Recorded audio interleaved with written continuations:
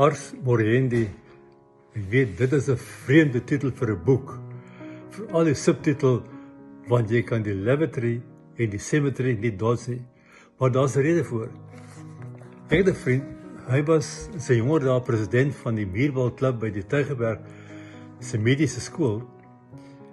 En by die klub was daar 'n opsigter by die naam van Daniel. Daniel was 'n kerkman, 'n baie toegewyde man. En naweek het Daniel vir my laat weet, prof, sê vir jou dominee, hy moet Sondag preek oor die dood, want 'n man kan die lavatory en die cemetery nie dodge nie, aldus Daniel. Wyse woorde, waar woorde, en dis waaroor dit gaan in die boek. Die kerk in die vroeë jare het een Sondag per jaar 'n dode Sondag genoem.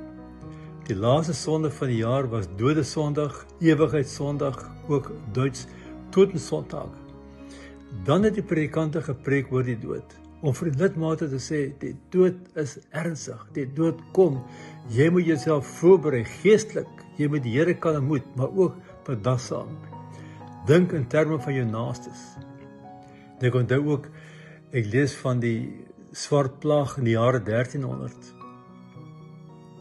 Van die gewilde grafskrifte was momentum mori, momentum, wag 'n bietjie, mori, jy is ook sterflik.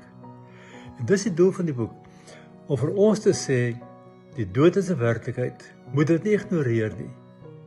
Berei jouself voor vir die dood, en maak vriende met die dood.